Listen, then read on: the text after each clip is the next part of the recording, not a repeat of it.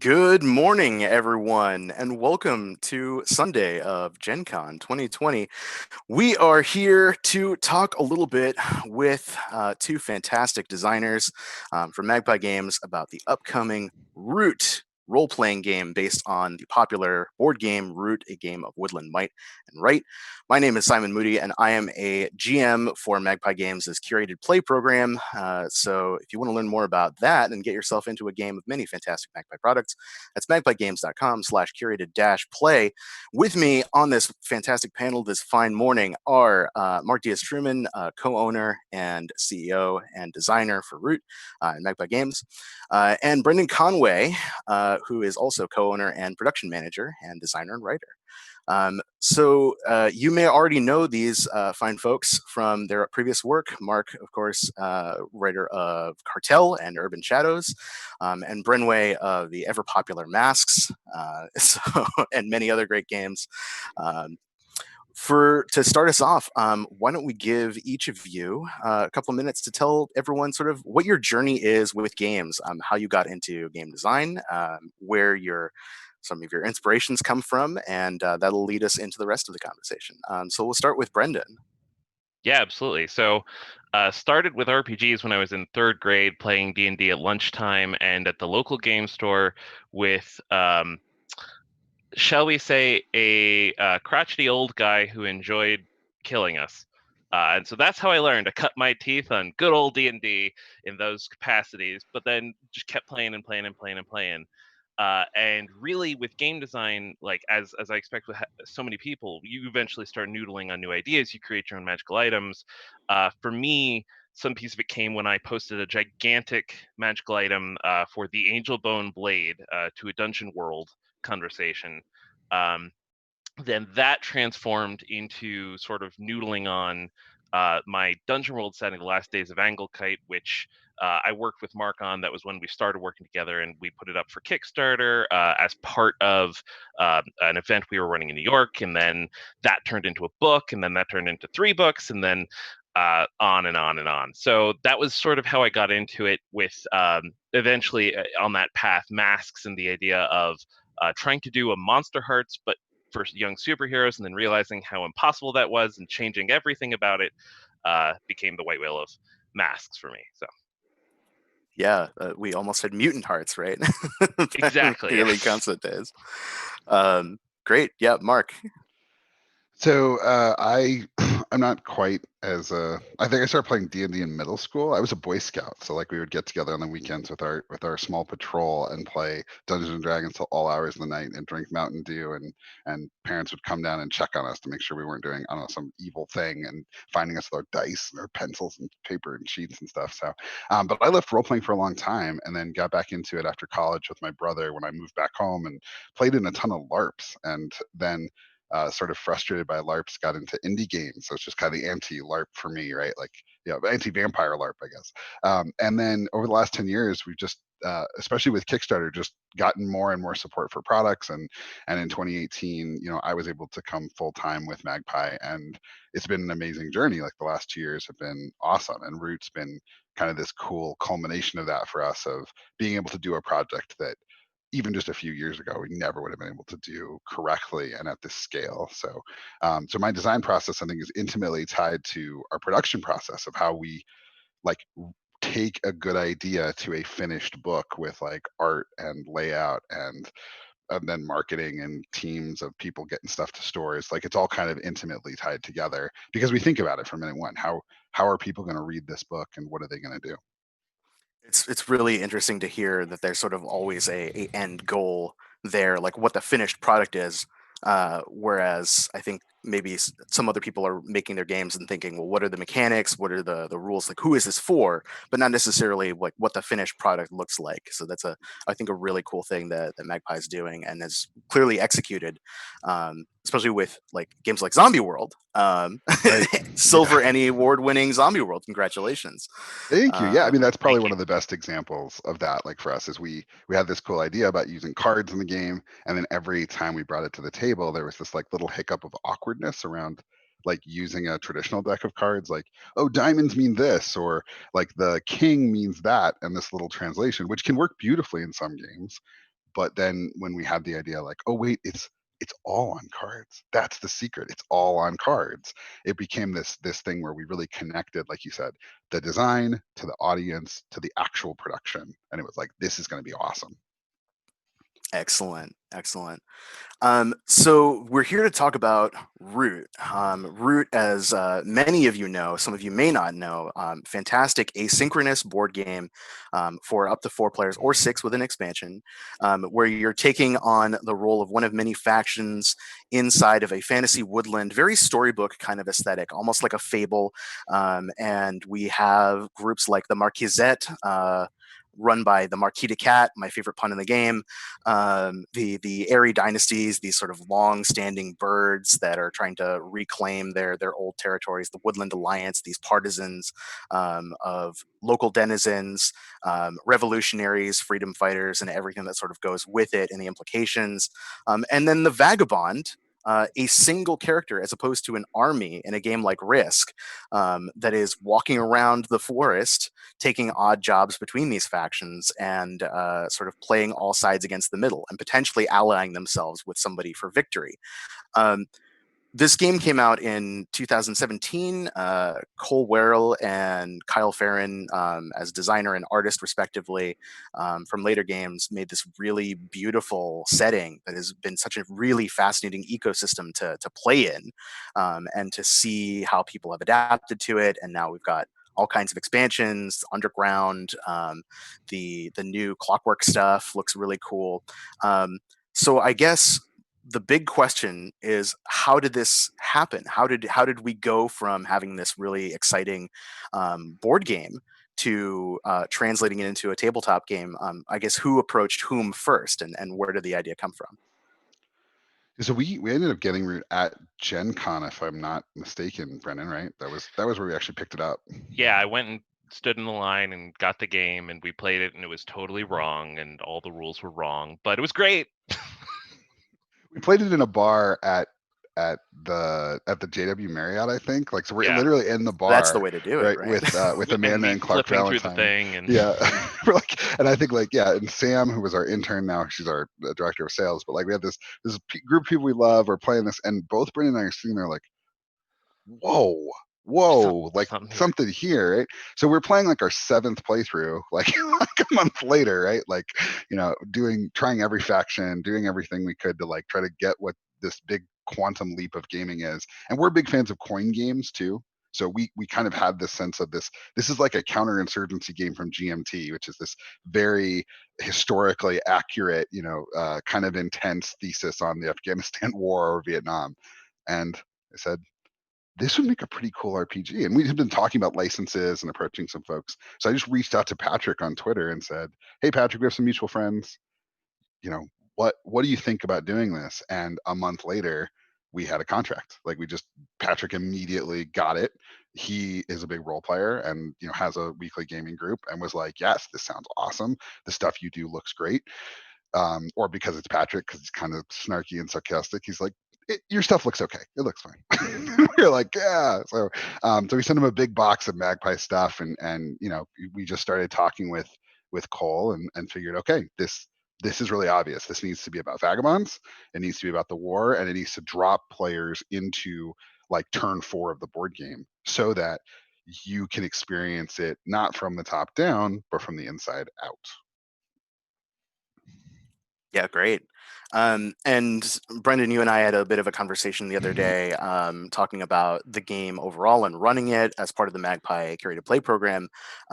But to me, it seems very obvious that the vagabonds are just the natural player characters. Right? You are a outside party that has no allegiance to anyone and travels from place to place, the perfect adventuring trope. And there's such a wide variety of character types within that archetype, even in the board game. The difference between playing at the tinker and the vagrant, or the arbiter, like, these are very clear concepts.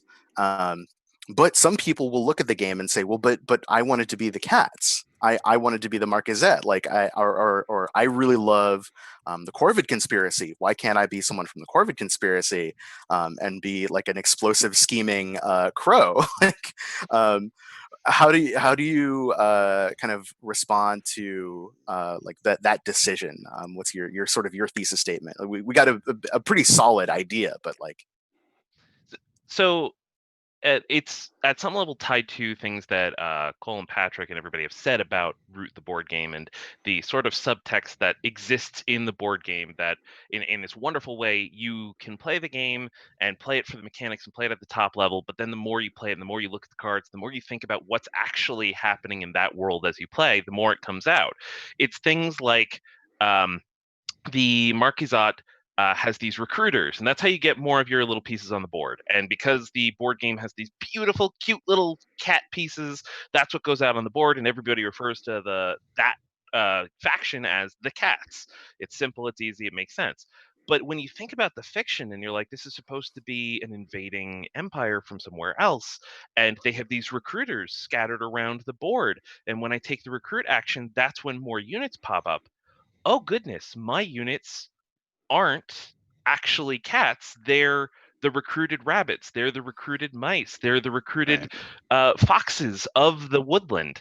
And realizing that the actual fiction here completely disrupts just the base level. Well, the Eyrie are all birds and the Marquisat are all cats. It's supposed to be this sort of complicated who exists where in which factions, where they're drawing from all the different populaces of the woodland. And so then when we translate that, if you want to be a cat, you can easily be a cat Be a vagabond, cat. because Yeah. anybody can be a vagabond. Any particular animal, woodland critter might be a vagabond, right? You might be an otter, might be a lizard. You can grab from any of the factions and be that kind of animal as a vagabond. The key thing is that because the vagabonds exist outside of all of the other factions, and in the board game they have this mechanic for reputation with all the different factions, which we have just redone for the role-playing game, so that you have a reputation with every single faction. You bounce off of all of them. You might come to favor some of these factions, become someone even important in some of these factions, someone they trust. You also might become someone they hate, loathe, and wish to destroy with every fiber of their being. Um, and because then we can have different factions at play in your campaign, there's going to be a way to bring new factions in over the course of the campaign, so that the ones you start with aren't always the ones you're bound to. You can always touch on these different factions. You can always be like, I wish to spend more time and become friends with the Corvid conspiracy because crows with bombs seems like a good idea to me. And become their friend and ally and representative, just as much though as you might do that for any of the other factions. And we're always playing to see where you wind up. Do you wind up with the Corvid conspiracy? Do you wind up with the Eyrie dynasties of all things? Do you wind up as heroes of the Woodland Alliance? Whatever the case may be. And the final piece, of course, I need to add this is, if you wish to play a crow with bombs, is that we took the scoundrel vagabond from the board game. That is one of the playbooks that you can play. They're all about bombs and lighting things on fire. So you just make a crow scoundrel, you're set, you're good.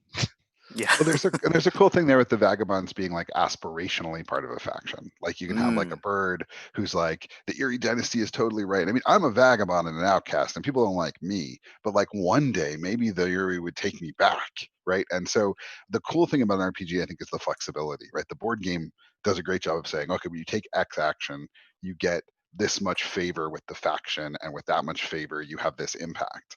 But the beauty of an RPG is to say, well, you say you want to be with the crows, but let's talk about what the crows are actually like, and then have this messy engagement with them over a long period of time. And we'll find out, because we play to find out, if you actually feel that way, right? If you're willing to make the compromises the crows want to make, i.e., anarchy instead of tyranny, right?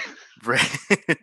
I think that dovetails really nicely into talking about like the translation process, right?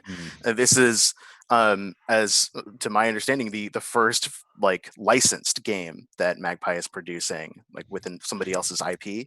Um, and we're taking a world that exists, and especially there's a couple things. There's a lot of meat on these bones to sort of pick apart. But like the this is a game that has a lot of implied lore as a board game. As a board Right. game, we're more focused on the overarching top down. I move my piece from clearing to clearing. When I recruit, I'm getting these troops, as you're saying, Brendan. Like, and there's an implication of what's happening. But in a role playing game, we can't imply things we have to see them on screen, right? We have to Yeah. do them to do them. Like if you are a vagabond taking an action to stop a bear from rampaging through a clearing, that's also going to that implies something in the game we can think about, but in a tabletop we have to be able to simulate that and doing it.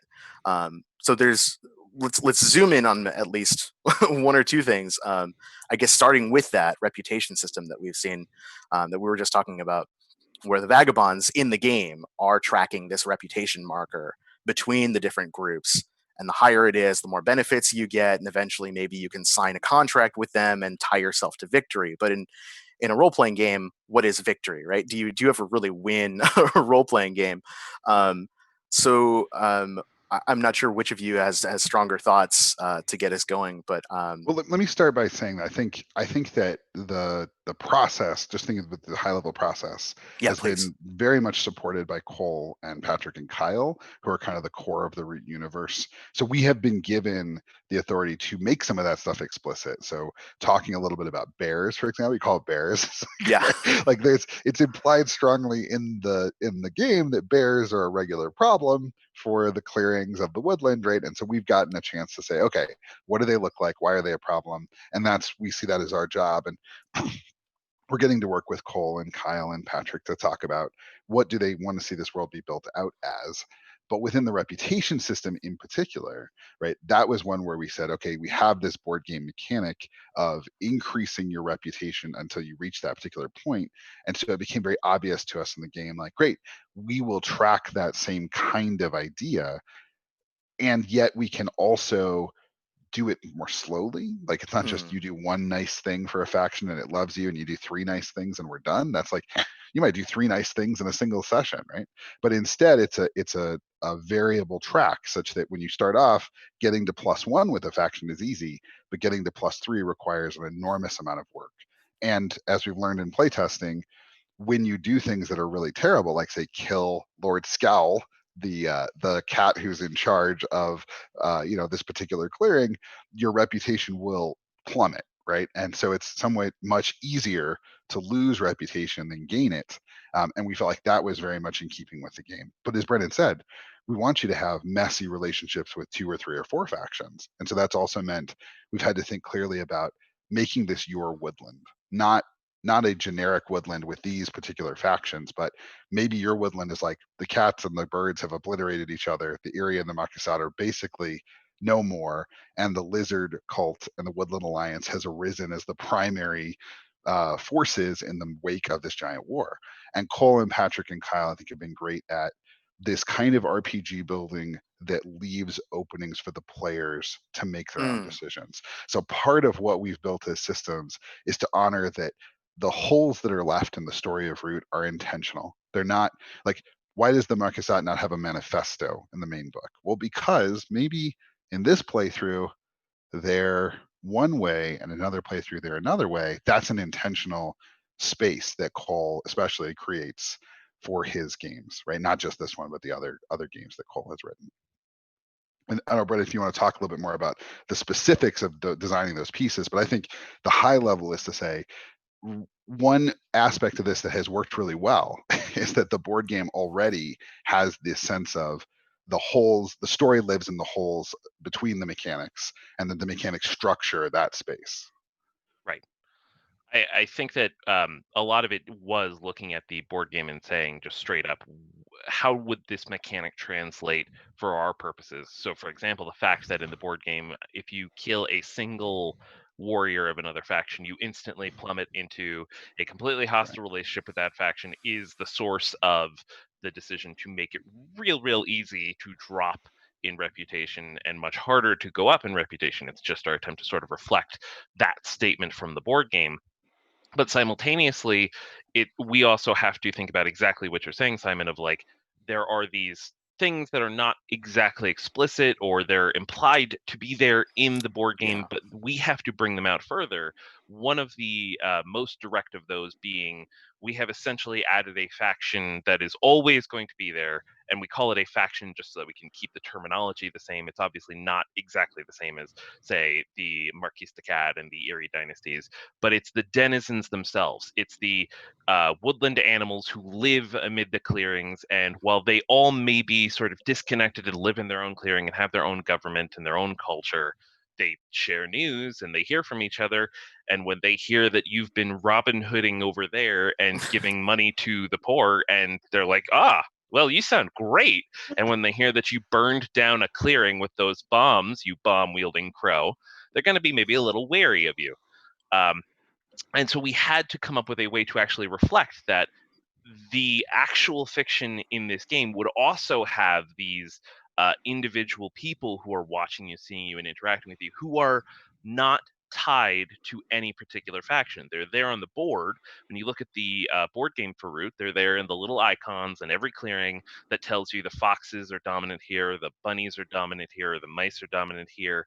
They're there in the board game, but in the role-playing game in exactly this way, they get drawn to the forefront because you're like, when you come into town and you talk to the blacksmith, we have to ask the question, is the blacksmith maybe a member of the Marquisate and an ally of the Marquis de Cat? Or is the blacksmith just a guy trying to get their work done and get food on the table?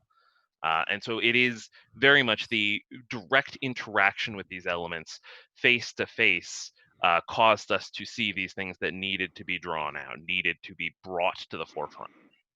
There's also a weird thing here around that just makes me think about board games need to work towards conclusion, and role-playing games need to work towards non-conclusion.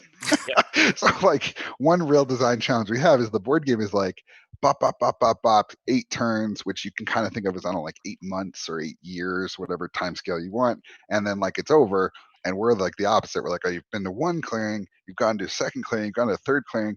By the time you get back to the first clearing, things should have changed enough that it's almost like going to a whole new clearing. And so all of our mechanics need to reflect this kind of eternal horizon that we want for most. I mean, something like Cartel, obviously, Simon, I'm getting 10 sessions of Cartel may be a challenge with everybody at each other's throats, but something like Roots or Urban Shadows or Masks, we're looking for that, like, what does that horizon look like? And that's been probably one of the biggest challenges, is translating the board game's need for conclusion and finality into a very open world with a very long horizon. Yeah, you're sort of leaving a lot of those gaps to make people have their own fun. As you've said, like each story that you want to tell within that woodland can change, and each woodland can look completely differently depending on what sort of vibe you want to go for with this particular group, what people are interested in. And that's sort of the power of these games that are powered by the apocalypse, that you're flagging constantly. Both the GM or the facilitator and the players are saying, this is what we want to see, this is what we want to explore. And this is if the player chooses a move, then the GM had ought to put that in the game, and otherwise, what's the point of taking it? And if the GM is like, well, I'm really interested in putting in the Marquisate, like, well, okay, the players know maybe I should be a cat, or maybe I should hate cats. You're each telegraphing to each other. So I guess another question might be how PBTA informs this kind of design. Magpie obviously has done great work within the Powered by the Apocalypse space for years, and people know you as a company for making games that are PBTA. But why PBTA? What is it about this sort of fiction first framing, the narrative framework that is Powered by the Apocalypse, that makes Root a exciting game? And why not use a different mechanic system or aesthetic? Sure. So there are a few elements that we always talk about as being core to Powered by the Apocalypse and the framework that it brings to games. One of those, for example, is the play to find out, which we've sort of mentioned already. It's the sense that you don't have a plan in place, you don't have a specific adventure set. You have situations that are complicated and that will grow and change, and that the PCs will interact with, and by their interaction, those situations will change even further, and on and on and on. And that, of course, perfectly fits this role of the vagabonds in the overall war, where you are these spoilers, you are these outside forces, and here's maybe how the war would go if you never touched it, but you're gonna touch it. And that means everything's gonna just change all the time, and everything's gonna completely warp to your particular interactions and choices. And it means creating some sort of specific set path here is going to be really tough. So that match just seemed to fit perfectly. Similarly, Powered by the Apocalypse games also often have these holding environments, these strong holding environments that connect people together and make them uh, fit in a game where we know what you are. We know if you leave this holding environment, we know why you're not actually part of the game anymore, per se. And for this, it just stood out that one of the big things we can do is say a band of vagabonds is the holding environment. It's not even exactly the woodland. You could say it's the woodland, but then that means anything in the woodland goes. And if you're anywhere in the woodland, you're still part of the same holding environment. And it was the realization that really we need to focus on where are these vagabonds. If you're talking about the board game, where is the vagabond piece on the board at any given time? That's where our focus is. That's where our attention is.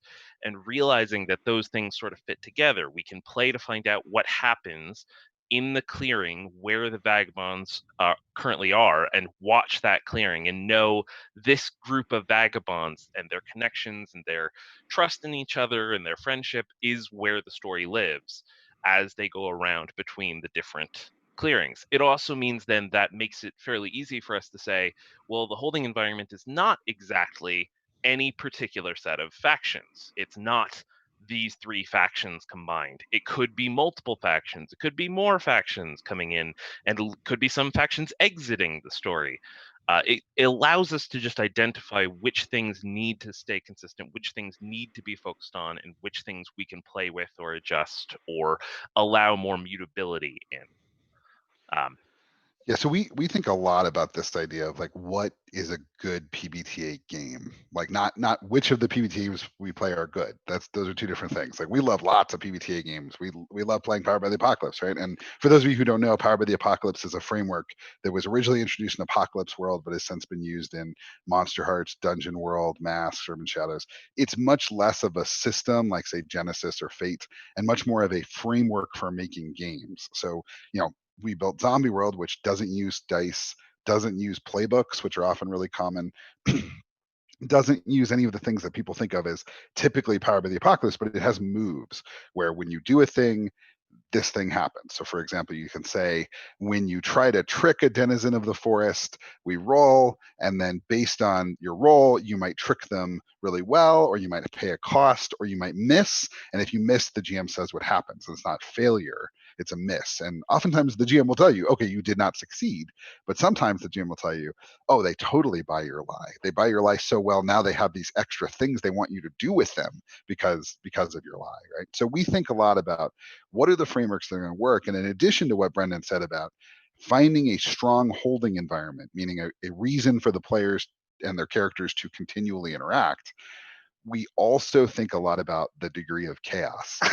So Powered by the Apocalypse games are extremely chaotic. Like if you look over what you did in a Burning Wheel session, you're like, okay, we did these 5 things in accordance with the beliefs of the characters, which are really central to Burning Wheel, and the kind of slow mechanic of gathering dice for dice pools and counting successes.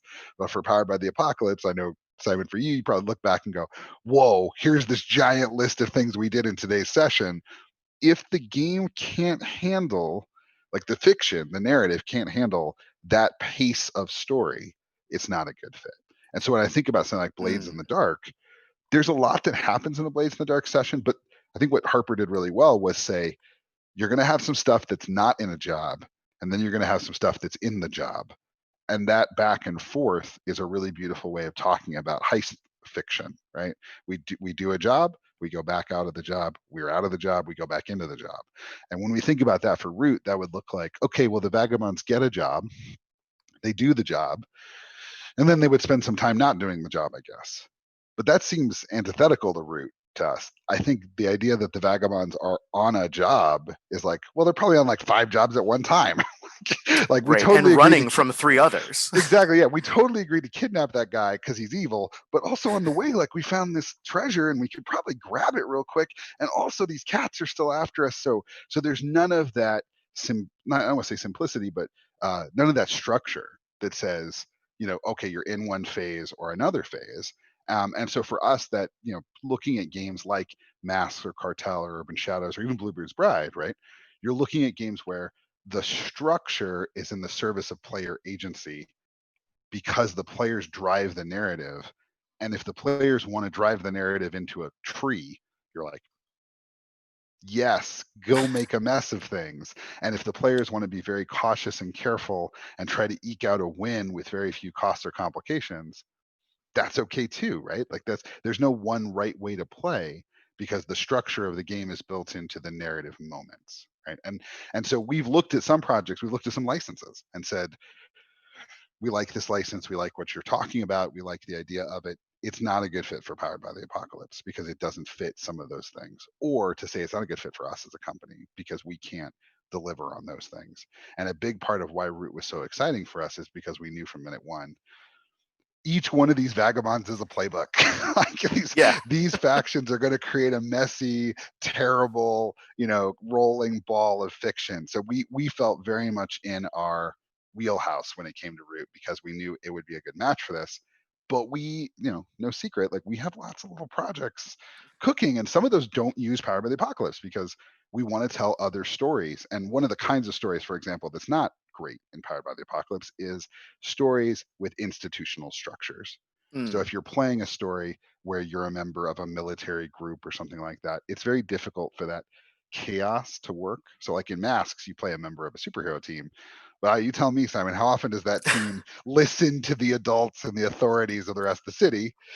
Right, never, because it's baked into the structure. It's you're a teenager, and adults Right. don't know anything. Why would you listen to them? Even if you're working with Aegis, I know, yeah. those Aegis agents have their own ideas about how things get done, but you're on the ground, and what if you solve the problem in this way that would be more efficient or better for what you're doing? It's like a trope of that kind of fiction for Tony Stark to tell Spider-Man, you got to stay out of this, kid. You got to stay out of this one. And for Spider-Man then to go, you're not my real dad. And then right. And then save the day anyway. Save the day anyway. Exactly. Right. Yeah. So, I think sometimes people think we might just be like Powered by the Apocalypse zealots who think that's the only kind of gaming we should do. But actually, we play a lot of other games because PBTA is kind of work. So when we play games outside of it, we do tend to play other things. But that's also because we love the wide breadth of RPGs. And for Root, we looked at it and said, this is totally a PBTA game, but we're going to do other licenses where that's not the case, or we're going to do other projects where that's not the case, because PBTA does one thing, not one small thing, one big thing really well, but it's not, we don't think it's like the only kind of gaming or something. That's crazy. Right. And Root would look very, very different if it was a game where you were picking, I am a cat, and so therefore I have +2 dexterity because cats are nimble, or agility, and then I get to pick from a suite of abilities of like, here are my sword fighting abilities, here's my bluffing abilities, and you're sort of going through the nitty gritty of all of your equipment and everything, and that game can come out looking like Torchbearer or something like that. Right. A very gritty simulationist. Here's my equipment and here's how it's falling apart and everything. Like my gear is my character sheet. Or you can do that like super heroic fantasy thing where everyone just has abilities inherently baked into them and this high flying action, as opposed to the sort of storytelling tools that are based on these sort of tropes and genre fiction in a way that playbooks often have. And narrative beats, right? Because in a lot of ways, Yes. one of the big inspirations for Root is Robin Hood. Like, or at least for Root the RPG is Robin Hood, right? Where Robin is, he's causing a lot of trouble, but it's always it's like it alternates between um, you know, uh, tragic and cruel, like look at these people who are being penalized and taxed to the point that they can't even eat, right? And then cheeky and fun, Robin Hood enters a competition and wins over the heart of Maid Marian, right? Etc. And I think that those beats are not served well by combat encounters. They're served well by, okay, Robin and Little John try to trick this guy. What happens? Like that's maybe not just a simple roll. You trick him or don't trick him.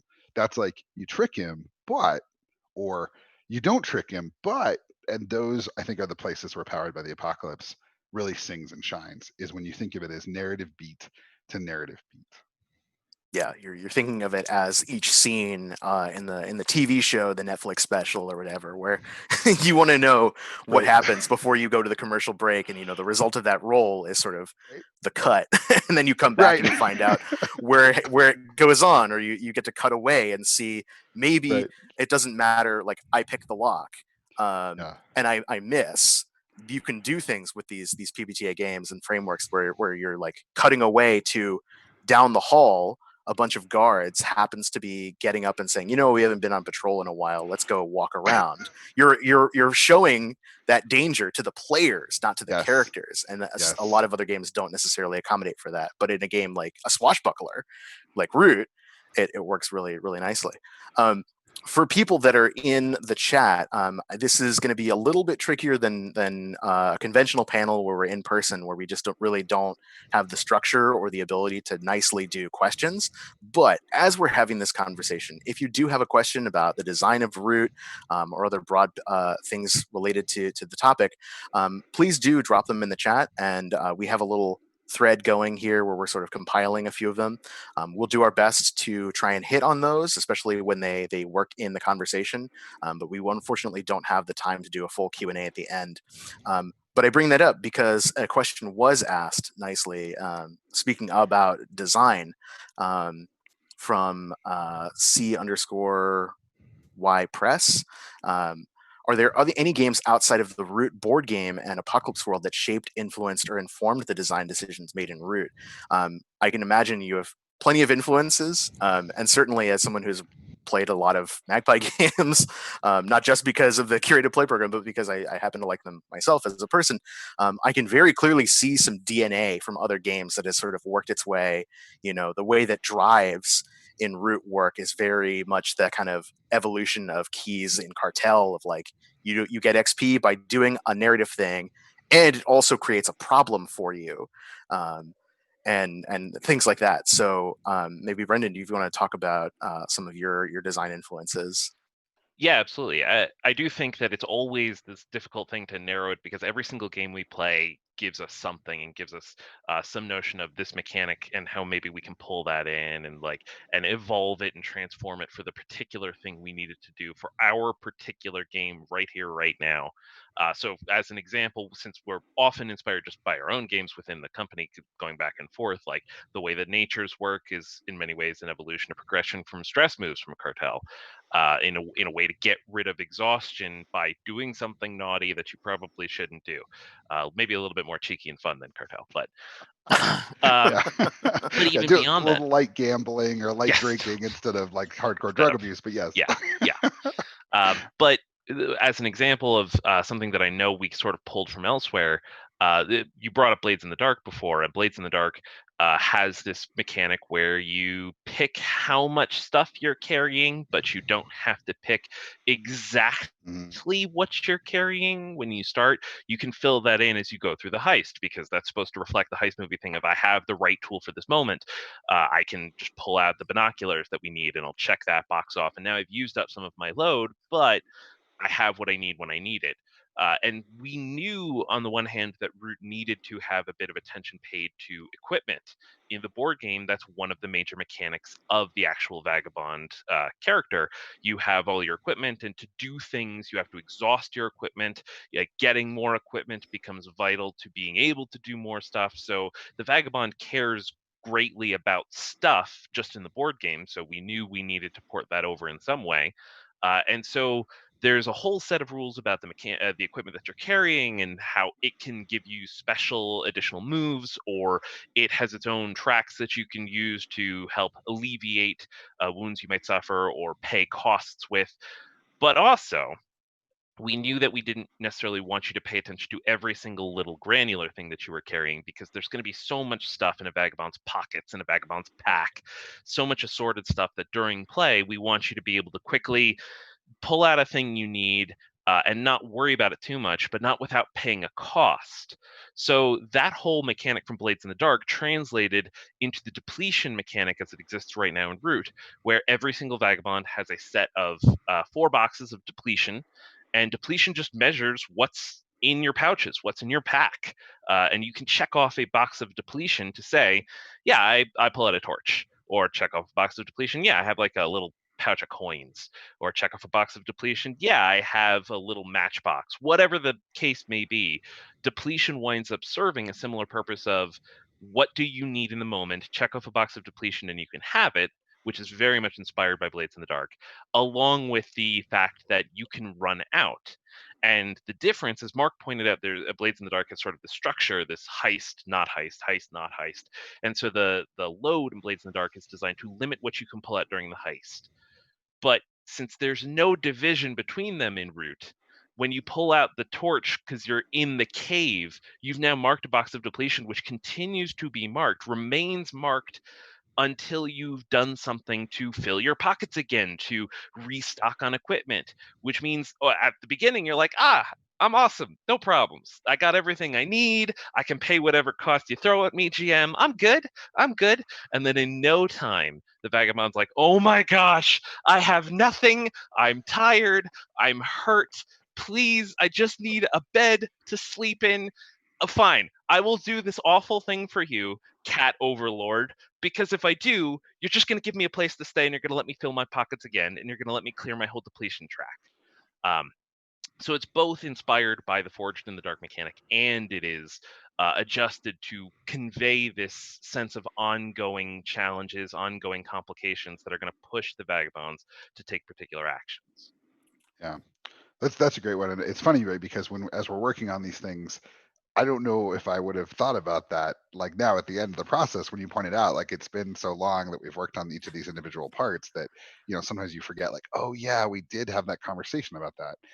One I think that is a little bit more obvious is we are coming to really embrace the power of random generation tables Mm. as a way of conveying setting really quickly and more as a GM uplifting tool than a GM limiting tool. So I think if you had asked me 5 years ago, what do you think about random tables? I would have been like, well, random tables. I need to design what my players experience. And now I'm like, wait a second, I design the same shit all the time. Like I'm always doing the same thing because I'm Mark and I have this one perspective.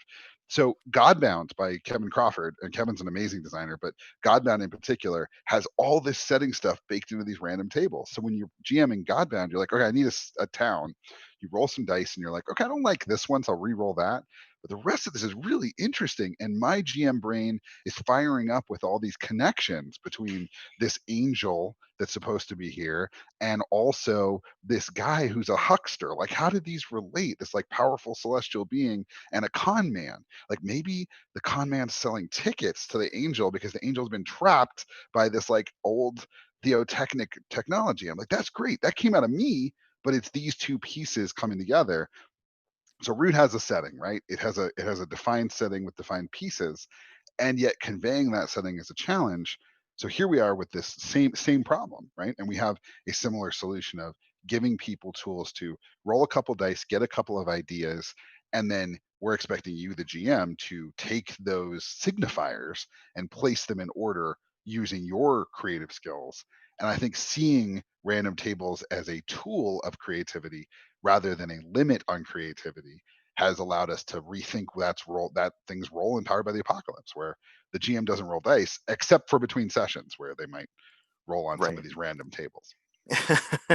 And have like sort of a plotting phase, right? Because the GM gets to play the game too by doing these Yeah. kind of sub games of making. Oh, well, we're going to a new clearing. Oh, maybe I'll roll it up. All you know is a name. It's you're going from Peliniki Glade to Open Sylvan Sky Acres Haven. or Yeah. whatever, Yeah. like, Yeah. and okay, now roll up who lives here, who's in control, what's a complication. I think both of you raised two really good things of like onboarding GMs, providing tools to be, as designers, be respectful of the people that are running your game by Right. giving them the tools to be creative. And also, Brendan had a great point with the way the harm tracks work is that there is a game loop that you're sort of skirting around. You're not looking at directly, but you're imagining, you're thinking about it as you play, that the mechanics are informing the story and the story is informing the mechanics, right? You're spending your depletion to get the gear you need, and then you have to take jobs to re-fuel that, which in turn depletes your resources, and you're sort of going back and forth without thinking about it. You had something to say, it seemed like, in response. Yeah, Brendan. I just wanted to add that in light of a lot of what we've talked about as well, about the war needs to exist, it needs to create new chaotic situations. We also pulled in from Godbound a mechanic of the faction turn, and essentially playing around with what happens with the ongoing war in between individual moments of play and in between our travels across the clearing, because exactly part of what the GM's going to do is filling in how the world changes when the vagabonds aren't there. We need to know, did somebody invade your favorite clearing? Because then you're going to come back and maybe do something about it. We need to know, maybe the Erie is losing this entire battle, and do you care? Do you want to affect that? Do you want to adjust that? So even that is one of those things that we pulled in and sort of supported through the game in order to have the feel that you're playing in the feel that you're playing in the middle of the board game. Yeah. Excellent. Yeah. um, there's a couple of other questions that are sort of floating around in chat. So one, I think, because we are talking about the design of everything, somebody asked about the the grapple move, which might be my favorite move in the game. It's like such a cool idea that I think in any other game, when someone's like, "I'm closing the distance, putting my sword away, I'm gonna grapple them," and you think, "Oh my god, what am I? All right, well, we're done for the next half hour. Let's open the rule book and go to the page and follow flowcharts and stuff." But in Root, we've got this move that is very like rock, paper, scissors, bumped up, where you're sort of, depending on how you roll simultaneously, or I go, you go, deciding to fight and inflict injuries or exhaust people, or back off and say, I'm done. Um, is there a particular place where the grapple move came from? And in broadly, I guess, do you want to take a moment and gush about like one of your favorite mechanics within the game that you're proud of making? So for the grapple move, it is a combination of pulling from Burning Wheel and Burning Wheel style games and the conflicts in those games and how those are very much like plot, script your actions, and how they interact then creates interesting, and you're trying to outthink your opponent and get the right action on your side that's going to interact with theirs and it's going to beat them, coupled with actually Dogs in the Vineyard, where Dogs in the Vineyard is a game that asks in its conflict, are you willing to escalate? How far are you willing to go? How far are you willing to stay in this conflict, knowing that the stakes are rising and it's getting more dangerous? Like, the best way to stay in the conflict is to actually make it more deadly. So the grapple move is a way to just quickly get at that combination of things where I'm trying to pick the right thing on my side that's going to interact with you. I have a little bit of that sort of yummy, trying to figure out what you're going to do next, and I'm matching my thing to you. But also, it's designed to ask the question: are you willing to stay in to the end? Are you willing to risk seeing what comes out of this really intense micro conflict? Because the conflict ends the instant somebody passes out or is taken out, but it also ends if somebody withdraws and disengages and tries to just get out of the grapple. It's a really effective way to quickly deal with an enemy if you're willing to risk also being substantially hurt yourself or potentially even defeated yourself. If you're willing to pay those high costs and take those high risks, knowing that when you're facing one opponent in Root, that's probably a good day, because more often you're going to be facing many opponents, and a vagabond against many opponents is perhaps in trouble. So that whole thing arose from those mechanics, coupled with the desire to have a really quick, really intense, let's get through this, and do you want to stay in? Okay, good. You don't, and you're out.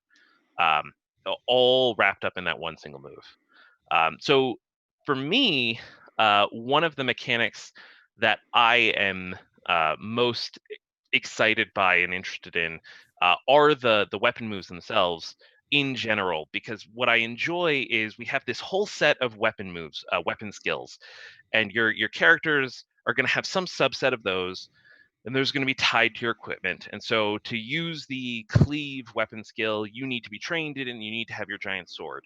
But what it means, in effect, is every character can have these little specializations, these little really cool things you can do in the moment that maybe I even forget as a GM that you have that move. And then it can be surprising and exciting for me to have you suddenly do this thing I didn't really remember you could do and I wasn't expecting. And suddenly you threw sand into the guy's face, completely blinded and off balance. Oh my gosh, and now he's at your mercy, and that was really cool. Or, oh my goodness, you swung your hammer so hard, his sword goes flying across the plane and falls, and he's completely at your mercy right now. And oh, that's awesome too. Or, I thought you were completely at my mercy because you don't have a weapon right now. You're in the bar. They took your sword at the front, but then you use the improvised weapon move, smash a bottle, and now suddenly you're armed, and that's awesome. Awesome with a broken bottle. He's super Right. dangerous. Exactly. It's the sense that like it's exciting to see what you can do, and again, it's exciting because the players will pay attention to those moves and bring them to the fore and make them come up in a way that I, the GM, I don't have to watch for them, and I can be surprised, excited, and like thrilled by Yeah. those moments, just as if I'm watching the movie. Yeah, that's good. I mean, I would say it's funny because I was gonna say the same thing in one respect. Like weapon moves for us, I think they're a big change. We don't do stuff like that very often. Like Yeah, yeah. we're not like, hey, here's all your combat moves, right? But one of the big things we learned from Dungeon World, which is a game that we played a ton of when it first came out. Like it was like D&D we loved as kids. You roll and say what happens. Like it doesn't have a tax of opportunity and all this stuff to keep track of.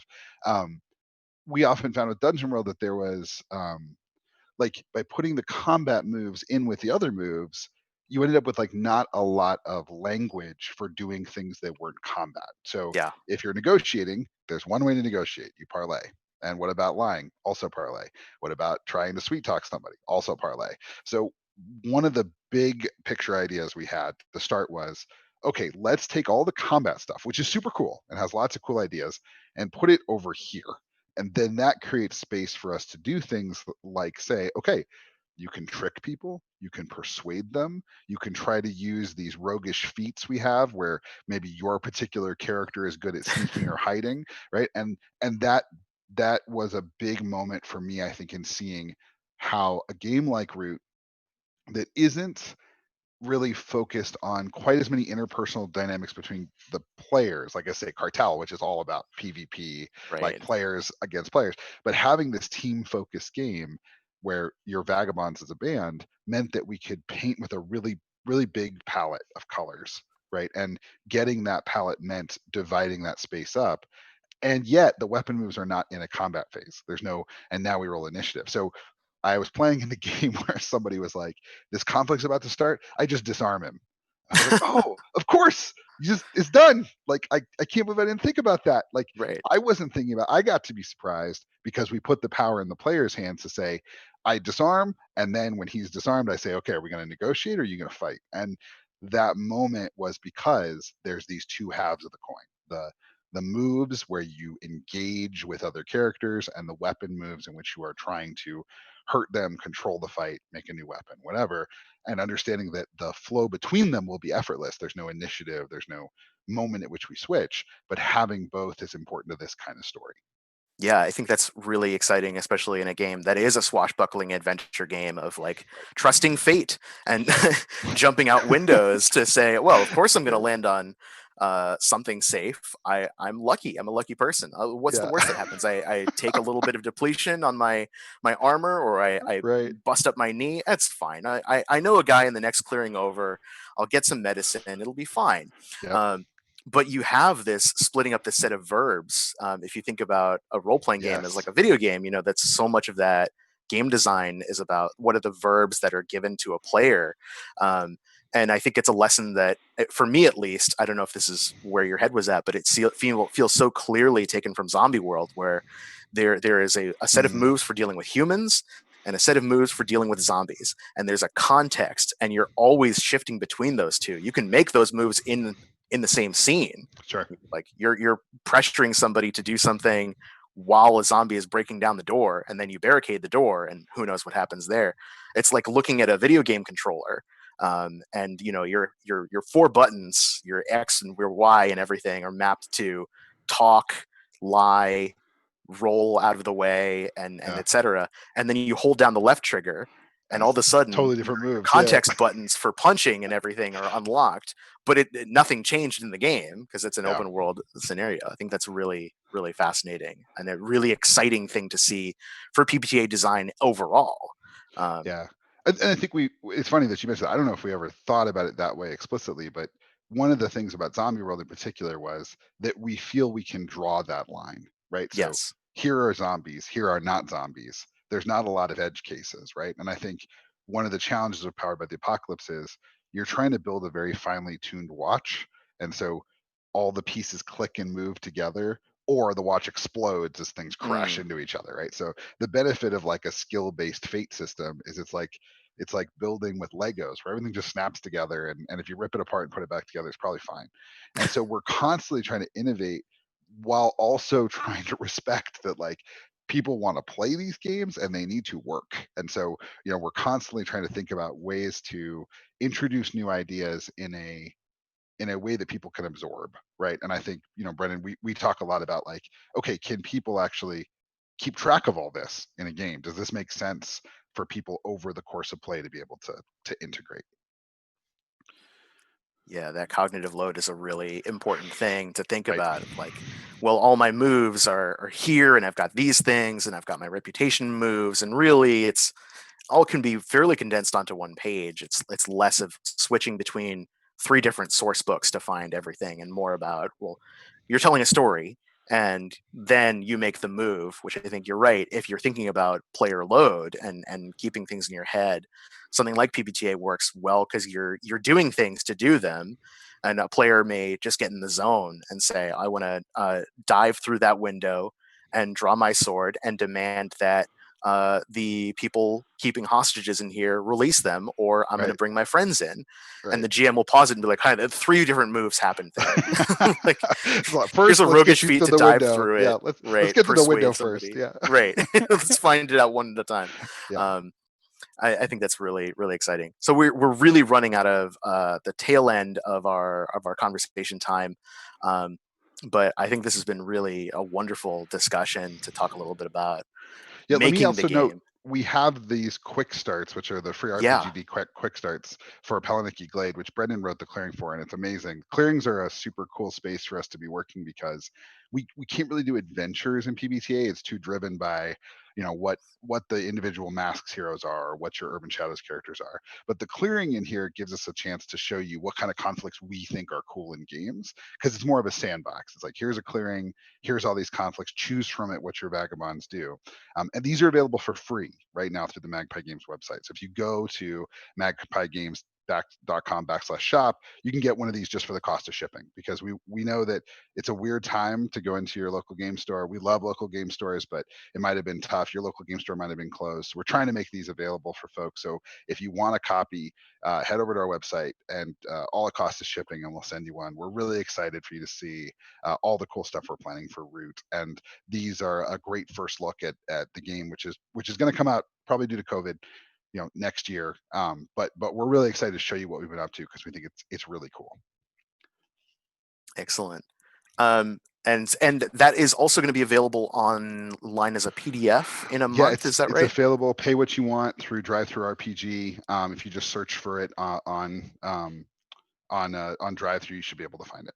Excellent. Yeah, it's magpiegames.com and then /shop. Mhm. You've just been chat ban moderated by automated for link for the posting. Yeah. But yeah, it's magpiegames.com/shop. It'll give you all the information you need to get your hands on the game. In the last minute that we have, any closing thoughts about the game? Things you want to plug? Any exciting things that you can reveal to us as they coming up? Brendan? Yeah, I'm just super excited to see as people play the game more and talk about the game more. One of the biggest things that happens is you play and it starts off and it's super swashbuckling and it looks very familiar in many ways. Like we kind of know the kind of adventure you're on, but then over the course of the game and the campaign, the entire world changes. And I'm just so excited to see how people play with it, how they become invested in their own clearings, how they come to tell the story of their own woodland, how the factions change it. And yeah, I'm just even Peliniki Glade. I'm excited to see the myriad different versions of that are going to arise out of this being spread. Yeah, absolutely. And we're also really excited to um like we make a lot of we jokingly call them sad games. Like, Yeah. we make a lot of Hmm. games like, Cartel or Velvet Glove where like we're trying to evoke a set of emotions in you that frankly broaden what RPGs can do. Like I want to have RPGs be as broad and diverse a place as movies or television. But I also love watching my Root players play Root, have their super cool vagabond, get in these scrapes and messes, influence the course of the war. Like we were watching Hobbs and Shaw was Fast and Furious movie, and Brendan typed in the chat because we're all watching at distance. Oh my God, they're vagabonds. I was like, that's right. Like no cats, no masters. We do what we want, and yet the man's always out to get them, right? And so it's like, yeah, they're outlaws, and making a game about outlaws is a great time, I think, to make a game about outlaws and to say that it's fun to be someone who breaks the rules for the right reason, and sometimes the not so right reason, but mostly the right reasons. And I'm excited to see what people do with that framework. Yeah, well, for anyone else that is excited about a game where you can be a little animal who is maybe exiled or outcast or otherwise on the margins of society, but still trying to do something that they believe in, is still fighting for something that they think is Right. important. Root is the game for you. Check it out on magpiegames.com. If you'd like a chance to play the game yourself, there are several sessions available coming up this month and in the future on the curated play program. If you want to get linked up with another fantastic professional GM, myself included, I've got a campaign of it coming up, and a few other people are running one shots all through August. That's magpiegames.com/curated-play to sign up and get yourself into a game. For everyone else, thank you so much for tuning into this conversation. It's been a blast having a chance to sort of pick both of your brains, and to everyone that was hanging out in chat, whether you were doing a little play-by-post route in the Twitch chat, or asking questions, or just listening in. Thank you again for participating. We are going to sign off, and we wish you the best rest of your Gen Con.